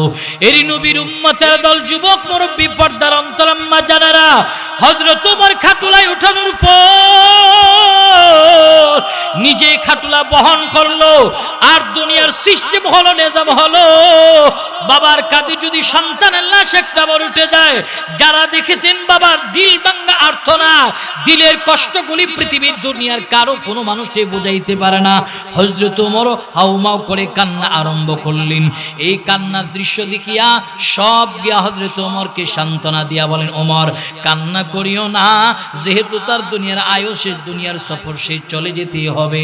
হযরত ওমর জানাজার মাঠে গেছে, জানাজার মাঠে গিয়া জানাজার নামাজ সম্পূর্ণ করা হলো। জানাজার নামাজ সম্পূর্ণ করিয়া হযরত ওমর রাদিয়াল্লাহু তাআলা আবার খাটুলা কাঁধে নিলেন। খাটুলা কাঁধে নিয়া হযরত ওমর গিয়া কবরের পাশে দাঁড়ালেন, কবরে নিজে নামলেন। কবরে নাইমা দুইটা হাত বাড়াইয়া দিয়া বলেন, দাও আমার আপন সন্তান কলিজার টুকরা লাশটা দাও। লাশটা কোলে নিয়ে হযরত ওমর রাদিয়াল্লাহু তাআলা কবরের মধ্যে নামালো। কবরে নামায়া কপাল থেকে কাফন সরায়া কপালের মধ্যে চুমো খায়া বললেন, এরি আমার কলিজার টুকরা আব্বা জান, তুমি কিন্তু আমারে জল্লাদ মনে করিও না। দুনিয়ার সমস্ত বাবাদের অন্তরে সন্তানের প্রতি দরদ, মোহাব্বত, ভালোবাসা আছে, ঠিক তোমার প্রতিও আমার অন্তরে মোহাব্বত আর ভালোবাসা আছে, তুমি কিন্তু আমারে জল্লাদ মনে করিও না। এই বলে বলে বলে বলে কান্না করতেছে। হযরত ওমর কবর থেকে উঠেছে, কবর থেকে উঠিয়া বাঁশ সেটিং করেছে, বাঁশ বিছিয়ে দিয়া উপরে মাটি দিলেন। মাটি দেওয়ার পর হাতের মধ্যে চাবুকটা আবার হাতে নিলেন। হাতে চাবুক নিয়া হযরত ওমর চোখ বন্ধ করিয়া আবু শামার কবরের মাটির উপরে 5টা আঘাত করলেন। ময়দানের সব মানুষ ডেকে ডেকে বললেন, ওমর কেন আপনি আপনার সন্তানের কবরের মাটির উপরে 5টা আঘাত করলেন? কারণ জানবার চাই। যদি বর্ণনা না দেন এখান থেকে এক কদম আপনাকে যেতে দেওয়া হবে না। রাহমাতাল লিল আলামিনের সাহাবী হযরত ওমর চোখের পানি ছেড়ে ছেড়ে বলেন, এই আমার সন্তানের জানাজায় অংশগ্রহণ করনেওয়ালা মুসল্লিরা শোনো, আমি কেন আমার সন্তানের কবরের মাটির উপরে 5টা আঘাত করলাম? রাহমাতাল লিল আলামিনের সাহাবী ওমর বললেন, শোনো, আমি যখন আমার সন্তান মওত খাওয়ার অপরাধে ময়দানে নিয়ে দাঁড়াইলাম বিচার করার জন্য, আমি ওমর গণনা করে করে করে করে আঘাত করতেছিলাম। 80টা চাবুকের আঘাত আমি দিতে পারি নাই, 5টা আঘাত বাকি ছিল। এই 5 আঘাত আমি আমার সন্তানের কবরের মাটির উপরে করে দিয়া বিচারটারে দুনিয়া থেকে সম্পূর্ণ করলাম, যেন আল্লাহর আদালতে আমি বাবা আসামি হয়ে দাঁড়াতে না হয়। এই কারণে আমি আমার সন্তানের বিচারটারে দুনিয়া থেকে কমপ্লিট করে দিলাম। জোরে বলুন সুবহানাল্লাহ। দায়িত্বশীল বাবা এমন হওয়া চাই। আজকে তো আমার সন্তানের অপরাধ নিয়ে কেউ আমার কাছে বিচার দিতে আসতে, তো বিচার করি, লোক দেখানো, তার সামনে দাঁড় করা, থাপ্পড় একটা দে আর বলি বেকুফ এই অপরাধ করছো, এই অপরাধ করছো বলে একটা থাপ্পড় দিয়া দে। অথচ জঘন্যতম অপরাধ করছে, কঠিন থেকে কঠিন বিচার হওয়ার কথা, কিন্তু থাপ্পড় দিয়া বিচারটাকে জায়গায় শেষ করি। এর দ্বারা আপনার সন্তানের অপরাধ করার মাত্রাটা আপনি আরো বাড়িয়ে দিলেন। কারণ সে মনে করবে বাবার সামনে যত বড় অপরাধ করে দাঁড়াই না কেন, বাবা আমাকে কেবল একটা থাপ্পড় দেয় আর কঠিন থেকে কঠিন শাসন করে না। এই কারণে আমাদের সন্তানগুলি আমাদের কারণে তারা অপরাধ করার সাহস পায়। যদি আমরা সন্তানকে তার অপরাধ অনুপাতে বিচার করতে পারতাম, সন্তানগুলি মাথা চারা দিয়ে উঠতো না। জোরে বলুন ঠিক কিনা? কিন্তু আমাদের অবস্থা হলো দায়িত্ব নিয়ে বিচার করতে পারি না। দায়িত্বশীল বাবা কেমন হওয়া চাই? হযরত ওমর একজন দায়িত্বশীল। প্রিয় ভাইয়ের আমার, হযরত লুকমান আলাইহিস সালাতুস সালাম একজন দায়িত্বশীল। তিনি তার সন্তানদের কাছে বসে বলেন, বাবারে শোনো, আল্লাহ হলো এক, আল্লাহর সাথে কাউকে কোনোদিন তুলনা করা যাবে না। আল্লাহ কয়জন? সবাই বলেন আল্লাহ কয়জন? সবাই মিলে একটা ডাক দেন তো, ইয়া আল্লাহ। ঈমানের আওয়াজে ইয়া আল্লাহ পড়েন, সুবহানাল্লাহ, আলহামদুলিল্লাহ, ওয়ালা ইলাহা ইল্লাল্লাহু, আল্লাহু আকবার। আল্লাহ হলো এক, অদ্বিতীয় কোনো ইলাহ নাই। অথচ আজকে আমরা আল্লাহর সাথে অন্য কাউকে অংশীদারিত্ব স্থাপন করি। প্রিয় ভাইয়ের আমার, হযরত লুকমান আলাইহিস সালাতুস সালাম সন্তানকে বলেন, বাপরে আল্লাহ হলো এক, আল্লাহর সাথে কাউকে কোনোদিন তুলনা করবি না। রাসূল বলেন, উম্মত লা তুশরিক বিল্লাহি শাইআ ওয়া ইন কুতিলতা ওয়া ইন হুররিকতা, যদি তোমাকে কতল করা হয়, শলিতে চড়ানো হয়, আগুনে নিক্ষিপ্ত করা হয়, এরপর এক আল্লাহর উপর ঈমান এনেছো, ঈমান দেওয়া যাবে না। জোরে বলুন আল্লাহু আকবার। কিন্তু আমাদের অবস্থা হলো এক আল্লাহর পরে ঈমান আনয়ন করার পর আমরা মাজারে গিয়ে সিজদা দিই। কত বাবার কদমে গিয়ে আমরা সিজদা দিই। টালা বাবা, সালা বাবা, আরে বাবা, ওরে বাবা, কত রকম বাবা আছে। এদের কদমে আমাদের মাথা নত করে কপাল ঠেকায়া সিজদা দিয়া আমি আমার দামি ঈমানটাকে নষ্ট করে ফেলতেছি। এই হলো বর্তমানের মানুষদের অবস্থা। জোরে বলুন ঠিক কিনা? মানুষরা আজকে পীরের কদমে সিজদা দেয়, অথচ কপাল বানিয়েছে একমাত্র আল্লাহ। আল্লাহর কদমে সিজদা বাদে অন্য কারো কদমে সিজদা দেওয়া যাবে না। কিন্তু এই কপাল পীরের কদমে নত হয়, এই কপাল মাজারে নত হয়, তালা বাবা, সালা বাবা এদের কদমে নত হয়। অথচ দামি কপাল আল্লাহর কদমে সিজদা দিব, কিন্তু এই কপাল দ্বারা পীরের কদমে সিজদা দেয়। সিজদা দিলেন তো আল্লাহ তাআলার সাথে কাউকে অংশীদারিত্ব স্থাপন করলেন। প্রিয় ভাইয়ের আমার, আপনার ঈমান চলে গেল। শিরকি কাজ বেশি বেশি যারা করে এদের ঈমান থাকে না। শিরিকের উপরে যারা অটল থাকে এরা বেঈমান হয়ে যায়। প্রিয় ভাইয়ের আমার, আল্লাহর সাথে কাউকে শিরিক করা যাবে না। এটা মস্ত বড় এক জুলুম, অন্যায়। এই অন্যায় কাজটা আমরা সবচেয়ে বেশি করতেছি। প্রিয় ভাইয়ের আমার, আপনার কাছে কোটি টাকা আছে কিন্তু আপনার ঈমান নেই। আল্লাহ তাআলার কাছে 4 আনার মূল্য নেই, 4 আনার মূল্য নেই। কিন্তু আপনি রিকশা চালক, গরিব মানুষ, কিন্তু আপনার কাছে আপনার দামি দৌলত ঈমান আছে, টাকা পয়সা কিচ্ছু নেই। আল্লাহ তাআলার কাছে আপনি দামি মানুষ। জোরে বলুন আল্লাহু আকবার। ইমানদার যারা তারা আল্লাহ তাআলার কাছে দাবি মানুষ। আহারে আজকে আমাদের ইমান কথার দ্বারা যায়, কাজের দ্বারা যায়, অথচ সাহাবা আজমাইনদের ইমান এত মজবুত ছিলেন, সাহাবীদের উপরে অত্যাচার স্টিমুলার চালু হয়েছে, এরপরও নবীর সাহাবীরা ইমান দেয় নাই, ইসলাম ছাড়ে নাই, এরা ইমানের উপরে অবিচল আর অটল ছিলেন। আল্লাহর নবী সাহাবীদেরকে অত্যাচার স্টিমুলার চালু করেছে, এরপরও ইমান দেয় নাই। হযরতে খাব্বাব রাদিয়াল্লাহু তাআলা আনহু ইসলামের যখন সোনালী যুগ, হযরতে ওমর রাদিয়াল্লাহু তাআলা আনহু সহ কয়েকজন সাহাবী দ্বীনি মুযাকারা করতেছিলেন। দ্বীনি মুযাকারা অবস্থায় হযরতে ওমর বললেন যে ইসলামের জন্য সবচেয়ে বেশি কোরবান করেছে হযরতে বেলাল। এই কথা বলার পর ওই মজলিস থেকে আরেকজন সাহাবী বলেন, ওমর আপনি বেলালের নাম বর্ণনা করলেন, কিন্তু ইসলামের জন্য সবচেয়ে বেশি কোরবান করেছে আমি মনে করি যে হযরতে খাব্বাব। কোথায় খাব্বাব? হযরত ওমরের সামনে নেদার করেছে, খাব্বাব ইসলামের জন্য তুমি কি কোরবান করেছো? হযরতে খাব্বাব তখন তার নিজের জিহ্বাটা বের করে দিলেন। জিহ্বা বের করার পর হযরত ওমর তাকায় দেখলেন জিহ্বার মাঝখানে ফাঁকা দেখা যায়, ফাঁকা দেখা যায়। জিজ্ঞেস করলেন, খাব্বাব জিহ্বার মাঝখানে ফাঁকা দেখা যায়, কি হয়েছিল এই জায়গায়? বলে, শোনো, আমি যেদিন ঈমান গ্রহণ করেছি, ইসলাম কবুল করেছি, ঈমান গ্রহণ করার কথা শুনে আমার আপনজনরা আমাকে কাঁটাদার জঙ্গলের কাছে নিয়ে গেছে, জঙ্গল থেকে কাঁটা এনে আমার জিহ্বাটাকে টান দেয়া বের করে মাঝখানটা কাঁটাটা ঢুকাই দিয়েছে, আবার বের করেছে, এরপর আমি এক আল্লাহর উপর থেকে ঈমান ছাড়ি নেই। জোরে বলুন আল্লাহু আকবার। ঈমানের কত পাওয়া! সাহাবাত মাইনদের ঈমান এমন ছিল, কিন্তু আমার ঈমান তো মুখের ঈমান, কথার দ্বারা ঈমান বিক্রি হয়, কাজের দ্বারা আমার ঈমান চলে যায়। প্রিয় ভাইয়ের আমার, সাহাবাত মাইনদের ঈমান ছিল এত মজবুত, অত্যাচার স্টিমুলার এদের উপর দিয়ে গেলেন, নবীর সাহাবীরা ঈমান ছাড়ে নাই। আরেকজন সাহাবী হযরতে খুবাইব রাদিয়াল্লাহু তাআলা রাহমাতাল লিল আলামিনের সাহাবী হযরতে খুবাইব রাদিয়াল্লাহু তাআলা ঈমান আনয়ন করার পর বেঈমানরা হযরতে খুবাইব রাদিয়াল্লাহু তাআলা গ্রেফতার করলেন। এর নবীর উম্মতের দল রাহমাতাল লিল আলামিনের সাহাবী খুবাইবকে গ্রেফতার করিয়া বেঈমানরা বললেন, খুবাইব ঈমান ছেড়ে দাও। খুবাইব বলেন, পরে নিয়েছি লা ইলাহা ইল্লাল্লাহ, লা খালিকা ইল্লাল্লাহ, লা মালিকা ইল্লাল্লাহ, লা রাযিকা ইল্লাল্লাহ, এক আল্লাহর উপর ঈমান আনলাম, ঈমান দেওয়া যাবে না। রাহমাতাল লিল আলামিনের সাহাবী খুবাইব যখন এই কথা বলল, বেঈমানরা বললেন, ঠিক আছে, যদি ঈমান না ছাড়ো তাহলে তোমাকে ফাঁসিতে ঝোলানো হবে, আগুনে নিক্ষিপ্ত করা হবে। খুবাইব রাদিয়াল্লাহু তাআলা বললেন, সব করতে রাজি, এরপর ঈমান দিতে আমি রাজি নই। রাহমাতাল লিল আলামিনের সাহাবী খুবাইব রাদিয়াল্লাহু তাআলাকে বিশাল ময়দানের মধ্যে নিয়ে যাওয়া হলো। ময়দানে নিয়ে খুবাইব রাদিয়াল্লাহু তাআলা ফাঁসির দড়িতে লটকায়া দিবে। এমন সময় বেঈমানরা বললেন, খুবাইব ভালো করে চিন্তা ভাবনা করে দেখো, ঈমান ছেড়ে দিলে তোমাকে বেকসুর খালাস করে দেওয়া হবে। খুবাইব বলেন, ঈমান দেওয়া যাবে না, এক আল্লাহর উপর ঈমান আনলাম, ঈমানের উপরে আমি অবিচল অটল। রাহমাতাল লিল আলামিনের সাহাবী খুবাইব রে বেঈমানরা বলেন, ঠিক আছে, তাহলে তোমাকে মৃত্যুদণ্ড দেওয়া হবে, ফাঁসিতে দাও। ঝুলানোর আগে খুবাইব রে বেঈমানরা বলেন, তোমার হৃদয়ের শেষ ইচ্ছার তামান্না কি বলো? বলে, আমার হৃদয়ের শেষ ইচ্ছার তামান্না হলো তোমরা আমাকে যে রশির মধ্যে ঝুলাইবা, যেই মালিকের উপর আমি ঈমান আনলাম, যেই মালিকের জন্য আমাকে তোমরা মৃত্যুদণ্ড দিবা, এই মালিকের কদমে ওই রশির নিচে দাঁড়ায়া দাঁড়ায়া 2 রাকাত নামাজ পড়ার সুযোগ করে দাও। এরি নবীর উম্মতের দল, যুবক মুরব্বী, পর্দার অন্তর আম্মা জানেরা, রাহমাতাল লিল আলামিনের সাহাবী হযরতে খুবাইব রাদিয়াল্লাহু তাআলা এই কথা বলার পর বেঈমানরা তার শেষ ইচ্ছাটা পূরণ করার জন্য তার নামাজের সুযোগ করিয়ে দিলেন। খুবাইব আল্লাহু আকবার বলে নামাজে দাঁড়ালো।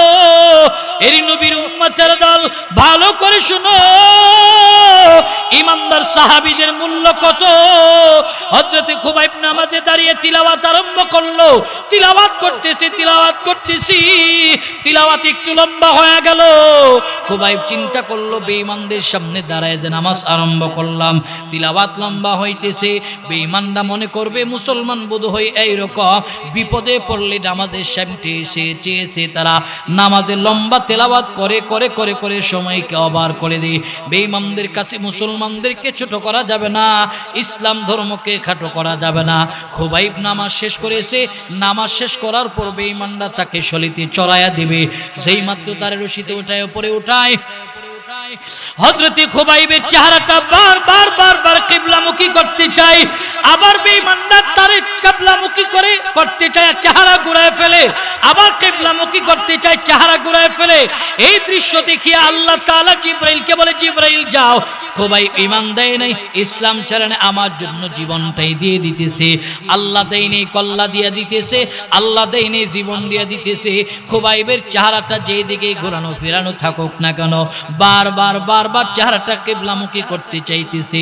খুবাইবের কানে খবর পৌঁছায়া দাও, যেই দিকে চেহারা ঘোরানো ফেরানো থাকুক না কেন, আমি আল্লাহ খুবাইব যে আমার জন্য জীবন দিয়ে দিতেছে, ইসলাম দেয় নাই, ঈমান দেয় নাই, আমি আল্লাহ তার জন্য আমার জান্নাতকে সুসজ্জিত করে রেখেছি। জোরে বলুন সুবহানাল্লাহ।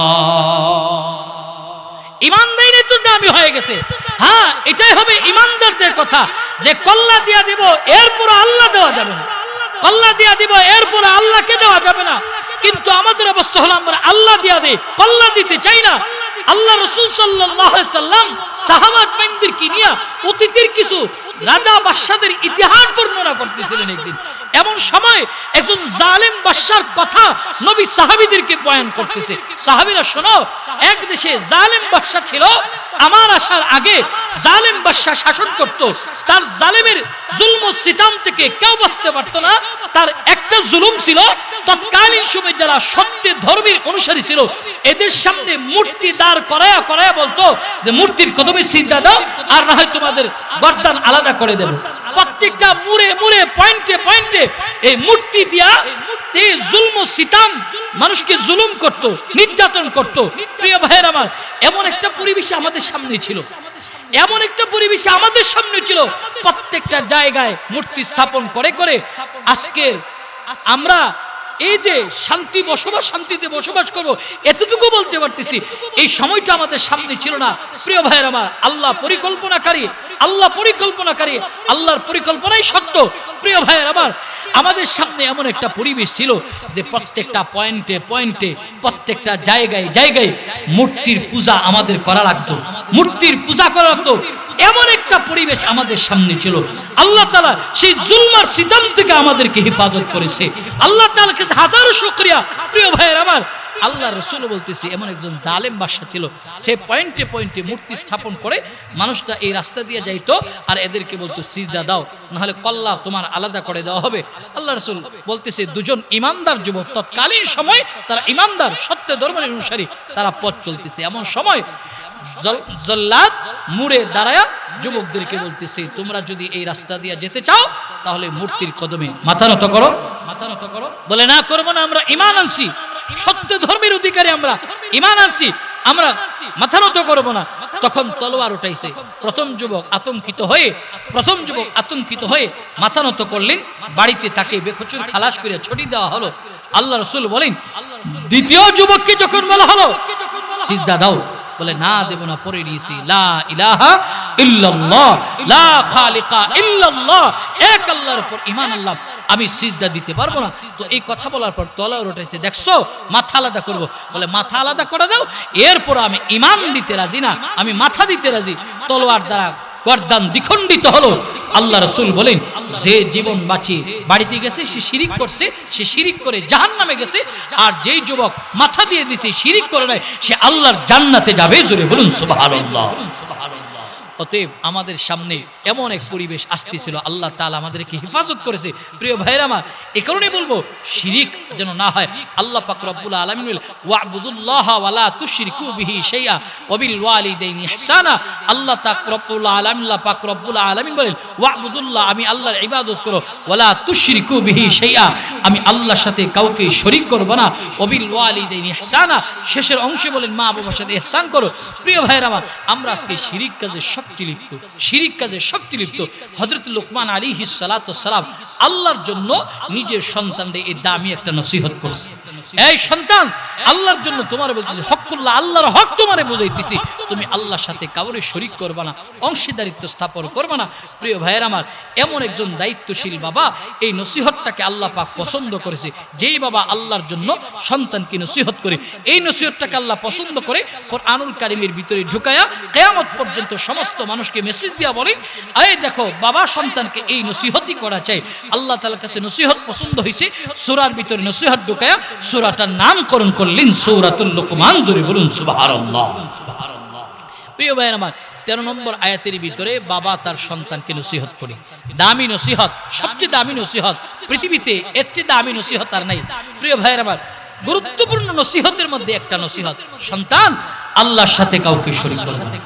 2 নম্বর 13 নম্বর 14 নম্বর আয়াতের ভিতরে সন্তানের পাশে, মা বাবার পাশে আল্লাহ তাআলা দাঁড়িয়ে সন্তানদেরকে দামি এক নসিহত করতেছে।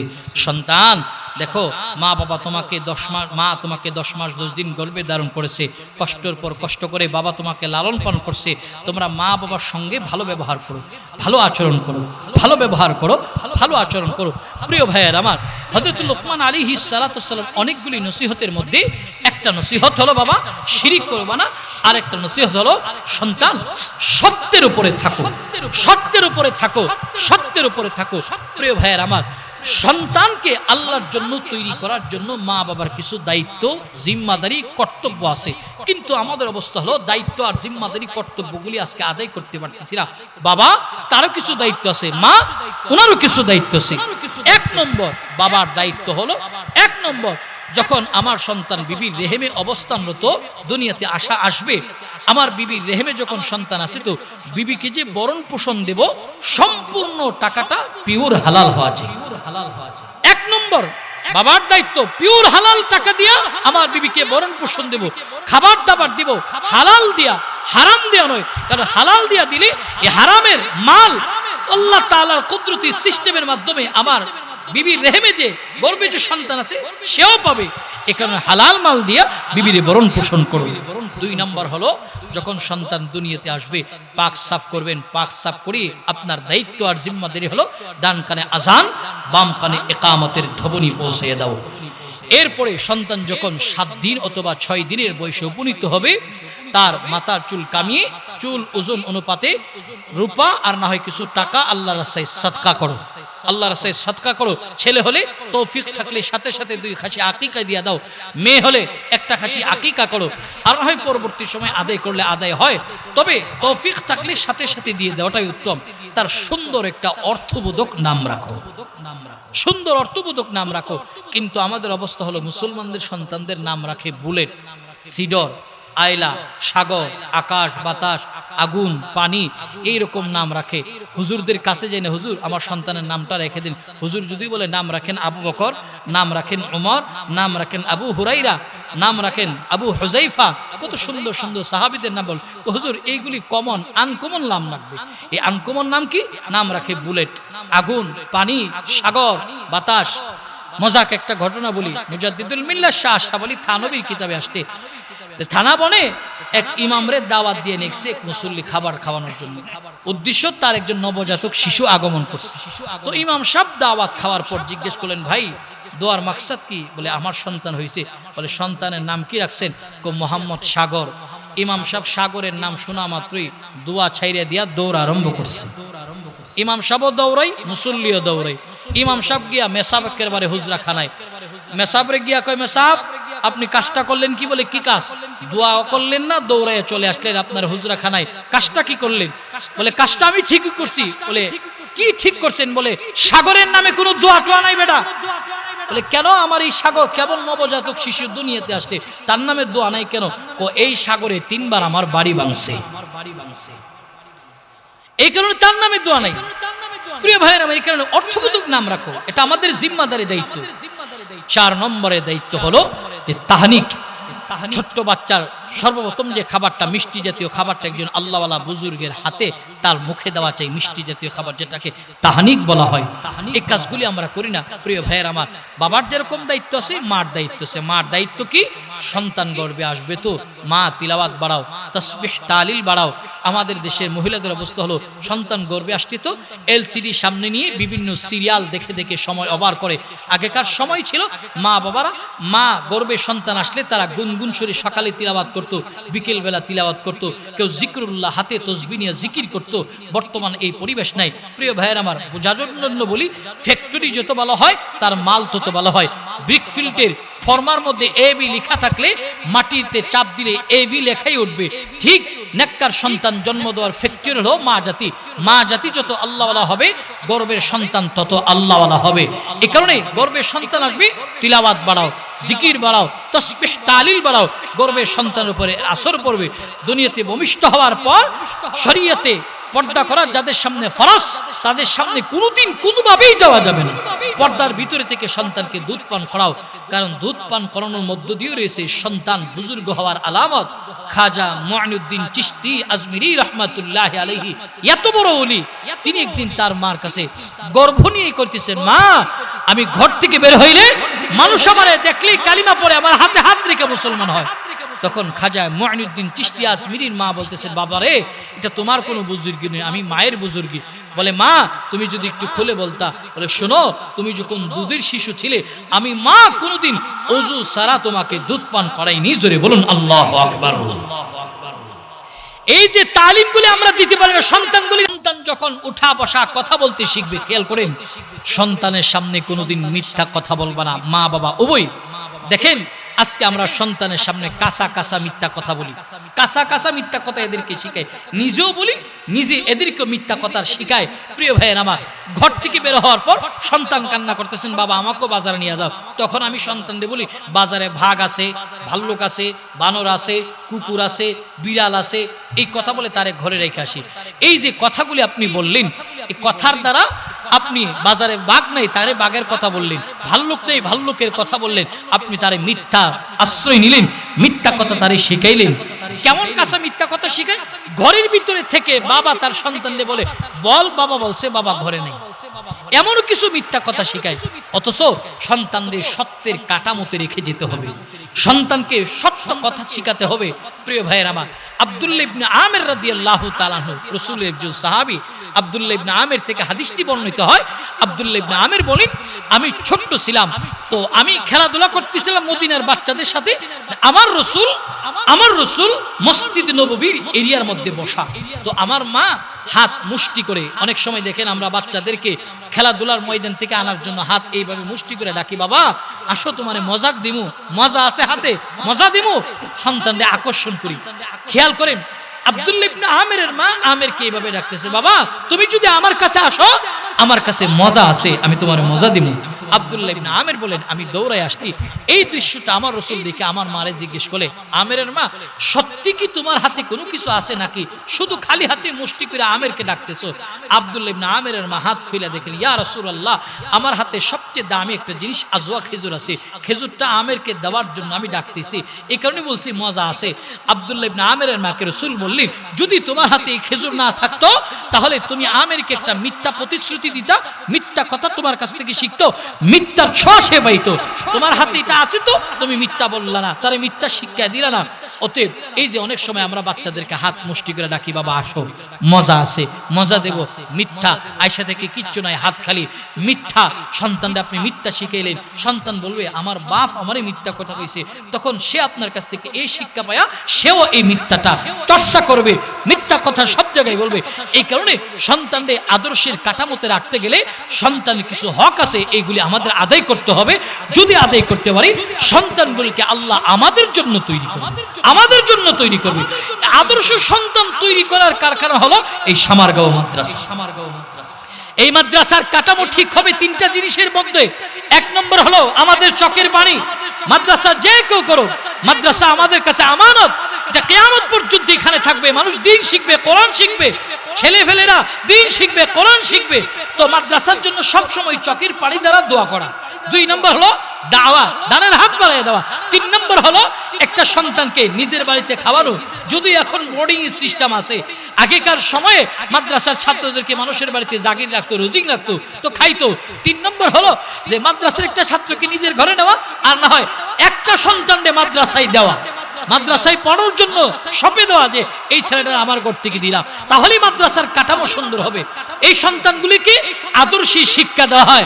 সর্বপ্রথম এদেরকে যেই কাঠামোতে তৈরি করা হয়, এদেরকে বলা হয় কারো কোনোদিন কারো সঙ্গে মিথ্যা কথা বলবো না। প্রিয় ভাইয়ের আমার, সন্তানকে আদর্শ কাঠামোতে মা বাবাই এমন ভাবে গঠন করতে হবে, সন্তান মা বাবার কাছ থেকে আদর্শী শিক্ষা পায়। খাজা আব্দুল কাদের জিলানী রাহমাতুল্লাহি আলাইহি, ইনার মা ওনারে ছোট্ট বালক বয়সে দামি একটা নসিহত করেছে। বাপ যখন বাগদাদে লেখাপড়া করার জন্য উনি যাচ্ছেন, তখন ওনার মা ওনারে বিদায় করার সময় পাঞ্জাবির ভাজের ভিতরে টাকা সেলাই করে দিছে, আর বলছেন বাপ কোনোদিন মিথ্যা বলবি না, মিথ্যা প্রতিশ্রুতি কাউরে দিবি না, সত্য কথা বলবি, কাউকে কোনোদিন ধোঁকাও দিবি না। এই কথা বলে বাগদাদের কাফেলার সাথে দিয়ে দিছে। কাফেলা চলতেছে, কিছু দূর যাওয়ার পর এই কাফেলায় ডাকাত দলের হামলা আসার পর আব্দুল কাদের জিলানী রাহমাতুল্লাহ আলাইহি বাদে সবার মাল সামানা লুট করছে। তো বালক আব্দুল কাদের জিলানী রাহমাতুল্লাহ আলাইহির কাছে গিয়া ওই ডাকাত দলের কর্মীরা বলতেছে, এই তোমার কাছে কি মাল সামান আছে?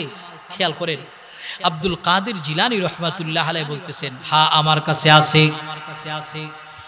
এই কথা বলার পর ডাকাত দলের কর্মীরা আব্দুল কাদের জিলানী রাহমাতুল্লাহ আলাইহিকে সার্চ করতে আরম্ভ করলেন। তারা অর্থ করে কোথাও পায়নি।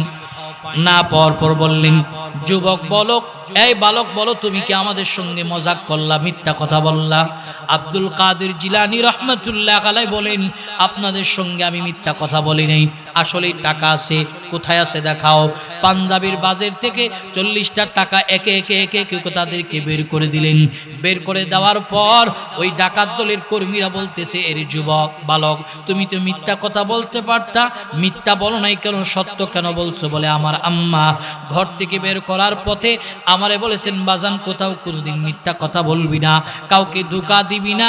এই কারণে আমি আপনাদেরকে মায়ের ওই কথাটা স্মরণ হয়ে গেল, ধোঁকা দিতে পারলাম না। আপনারা মাল পাইছেন তো নিয়ে যান, আমার জানের কোনো ক্ষতি করবেন না। আব্দুল কাদের জিলানী রাহমাতুল্লাহ আলাইহি বালক মানুষের ছোঁয়া পাওয়ার পর এর নবীর উম্মতের দল, যুবক মুরব্বী, পর্দার অন্তরাম্মা জানেরা, ডাকাত দলের কর্মীরা বলো, তোমার মায়ের কথার এত সম্মান আর ইজ্জত, অতএব তোমার এমনি চাললে চলবে না, চলো আমাদের সর্দার যিনি তার কাছে চলো। সর্দারের কামচে নিয়ে দাঁড় করালো। দাঁড় করানোর পর পুরা ঘটনা বর্ণনা করলেন। ঘটনা বর্ণনা করার পর ডাকাত দলের সর্দার বলেন, এরে বালক, কেন মিথ্যা বলো নাই? বলে আমার মা বলেছে মিথ্যা না বলার জন্য। এই কথা বলার পর ডাকাত দলের সর্দার চিন্তা করলেন, দেখছো এত ছোট্ট মানুষ তার মায়ের কথার মূল্যায়ন কতভাবে করলেন, কিন্তু আমার মালিক আমারে বানাইছে, আমার কত আদেশ করেছে, নিষেধ করেছে, মালিকের আদেশও মানি না, নিষেধও না মানি, আমি মানুষের জানমালের ক্ষতি করার জন্য রাস্তায় ডাকাতি করি। এই কথা বলার পর সত্য বালকের ছোঁয়া পায়া ডাকাত দলের যিনি সর্দার তিনি বললেন, বালক আব্দুল কাদের জিলানী শোনো, আমাকে তুমি তওবা ইস্তেগফার করাও, আমি আজ থেকে ওয়াদা করলাম তোমার হাতে হাত রেখে কোনোদিন ডাকাতি করব না। ডাকাত দলের সর্দার বালক হয়েছে। সর্দারের সাথে যারা কর্মী ছিলেন তিনারাও বললেন, উস্তাদজি আপনি একাই শুধু ভালো হয়ে যাবেন, ভালো পথে চলবেন, আমরাও আপনার হাতে হাত রেখা ভালো পথে চলতে চাই, আপনি যেই দিকে চলবেন আমরাও সেই দিকে চলবো। সত্যবাদী বালকের হাতে হাত রেখা সবাই কিন্তু ভালো হয়ে গেল। এই কারণে সন্তানদের সত্য শিকার, কারণ আপনার সন্তান যখন আদর্শবান হবে, এই আদর্শবান সন্তান গোটা জাতিকে আদর্শ জাতি হিসাবে উপহার দিবে। জোরে বলুন ঠিক কিনা? এই আদর্শবান জাতি গঠন করা হয় সামারগাঁও মাদ্রাসায়।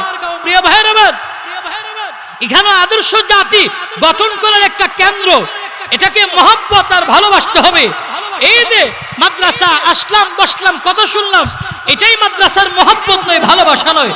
দিল থেকে খালেসভাবে এই মাদ্রাসাকে মহব্বত করতে হবে, কারণ এই মাদ্রাসায় কিছু জীবন্ত কোরআন আছে, জীবন্ত কোরআন আছে, যারা আল্লাহর কালামের সাথে যাদের সম্পর্ক। কিছু হলো পৃষ্ঠার কোরআন, যেটা আমরা বাজারে লাইব্রেরিতে খরিদ করতে পাই, আর কিছু কোরআন হলো জীবন্ত কোরআন, যাদের সিনাটাকে আল্লাহ তাআলা কোরআন সংরক্ষণের জন্য আল্লাহ তাআলা কবুল করছে। আল্লাহ পাক রব্বুল আলামিন এই কোরআনকে কিয়ামত পর্যন্ত হেফাজত করবে। আল্লাহ তাআলা বলে, ইন্না নাহনু নাযালনা যিকরা ওয়া ইন্না লাহু লাহাফিজুন। আমি আল্লাহ নাজিল করেছি কোরআন, আমি আল্লাহ কোরআন নাজিল করেছি, হেফাজত সংরক্ষণ রক্ষণাবেক্ষণের দায়িত্ব আমি আল্লাহ নিয়েছি। কাদেরকে দিয়ে নেবেন? এই যে জীবন্ত কিছু কোরআন এই মাদ্রাসায় আছে, যাদের সিনাটারে আল্লাহ কোরআন সংরক্ষণের জন্য কবুল করেছে। প্রিয় ভাইয়ের আমার, এদের সম্পর্ক আল্লাহর কালামের সাথে। আর আসমানের নিচে জমিনের উপরে আল্লাহর যত সৃষ্টি আছে, সবথেকে দামি সৃষ্টি হলো আল কোরআন। জোরে বলুন আল্লাহু আকবার।